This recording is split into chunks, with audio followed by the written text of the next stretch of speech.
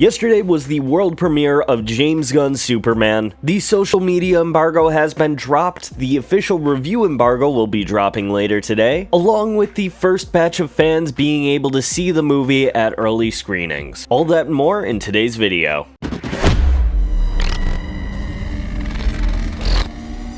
Before we get started talking about early social media reactions, I do want to reiterate something I think is very important. Review culture online can be extremely disingenuous. When it comes to the first reactions that you get on social media, they are intentionally vague and normally skew more positive. This is because the reviewers talking about it have a vested interest in maintaining a positive relationship with the studio. Now, this isn't true for absolutely everybody who has their first reaction coming out of a world premiere screening, but you have to take in mind the bias that they are going to have. One, they were invited to the world premiere, they were probably given some free gifts at the door, and a professional journalist will be able to separate the gifts and free things that they got for attending the screening from their actual opinion of the movie itself, but it is something you have to acknowledge when you are giving your first reactions to an audience. And a lot of times these reactions come from people who are super fans of a certain property that they're going to see, or a director, actor, whatever. Ultimately, you should be reserving your own thoughts and opinion for when you go see the movie. But I do know a lot of people rely on reviews to determine whether or not they want to pay the $15 to buy a ticket. And when you talk about review aggregators like Rotten Tomatoes or Metacritic, a lot of people have a very slanted view of what those numbers mean for a movie. I see a lot of people try and suggest that Disney or WB will pay Rotten Tomatoes to get a better score, when that's really not how the website works. The website is a percentage of critics who work for different publications and whether or not they liked or disliked a movie. A 100% on Rotten Tomatoes doesn't indicate that you're about to see the best movie ever. It indicates that 100% of the people who reviewed it liked or loved that movie. And the higher percentage of people who do enjoy a specific movie is a fair indication that anybody could like that movie based on the differing tastes of the people reviewing it. And tastes are such an important thing to discuss when you talk about reviewing culture. I know that in the coming weeks we are going to see a lot of comparisons using Rotten Tomatoes numbers or even just review scores to back up arguments in online debates. But at the end of the day, if you've seen the movie and you have your own opinion on it, that's the only thing that matters. Whether or not you like or dislike something is completely up to you. And I promise you this, nobody is being directly paid by any of these companies to like something. And I'm gonna reiterate, the reactions coming out of yesterday's world premiere could be very genuine. Nobody was being paid to say they loved the movie. However, the people who were invited were most likely given certain perks, able to see the movie early, and they want to maintain a positive relationship with the studio. This is not about everybody who is invited to the world premiere. Take their opinions with a grain of salt and realize that there is a bias there. Now that that's out of the way, let's talk about some of the early reactions. Now, the highlight does seem to be on David Corenswet's portrayal of Superman and Clark Kent, which, based off the performance we've seen from some of the released clips and the trailers, isn't that surprising, but I think it is going to be a warm welcome for a lot of people who didn't really care for Henry Cavill's portrayal of Clark Kent. I think Henry Cavill did a serviceable job as Superman with the material he was given, but didn't really do much to distinguish his portrayal of Clark Kent from Superman.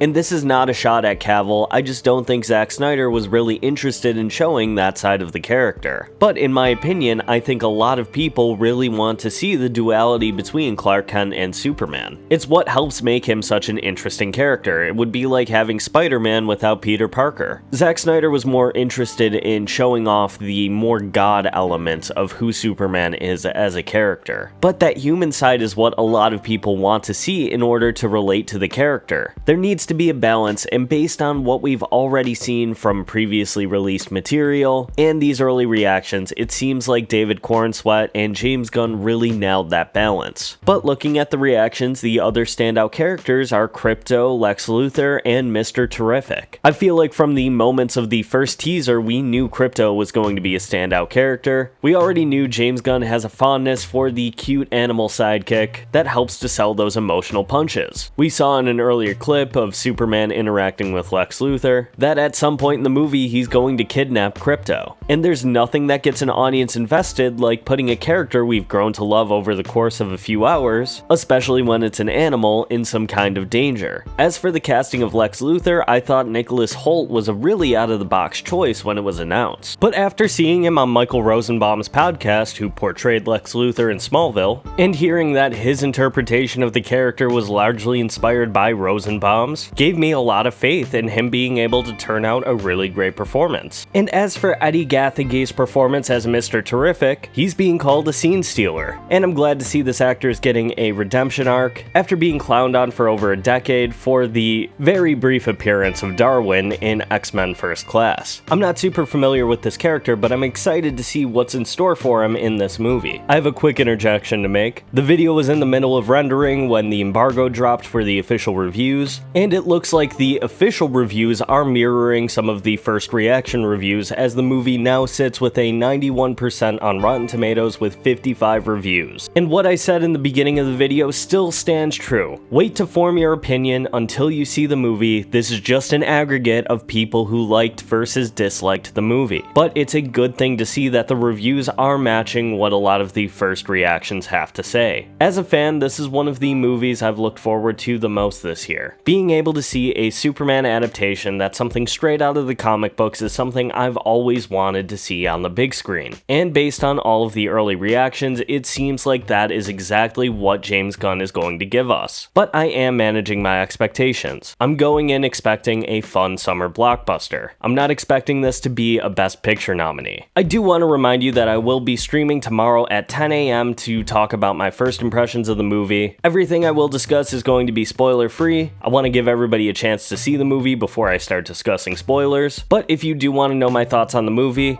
come join me tomorrow at 10 a.m. Eastern Standard Time. I want to wrap this video up with a mailbag question. If you have a question you want me to answer in a future video, leave it down in the comments below with the hashtag mailbag. Today's question comes from Infuego. They ask, should Darkseid be the big bad of DCU Chapter 1, or should it be a smaller villain like Brainiac? Thank you so much for your question. I do think that they need to build to Darkseid for a little bit of time, but in my opinion, the DC universe that we're going to be getting isn't going to be like the MCU. They're going to be less focused on a continuous story. James Gunn's main priority for the DC universe is to make sure that the movies that come out are up to his standard of quality. He doesn't want movies to go into production before there's a finished screenplay that he's happy with. And while there will probably be big crossover events, I don't think a big focus of the DC universe is going to be building up to those events in the same way the MCU did. When you compare Marvel to DC, even in the comics, DC stories are a lot more accessible to new readers compared to Marvel stories. The Marvel universe is so married to continuity, and DC's is very chaotic, but there are a lot of stories that you could just pick up and read here and there without having to read an entire backlog of storylines. I think Brainiac should be something saved for a future Superman sequel, and maybe that could be the first big crossover event we get in the DC universe. Eventually, I think we will get Darkseid in the new DCU, but I have a feeling it'll come a bit further down the line.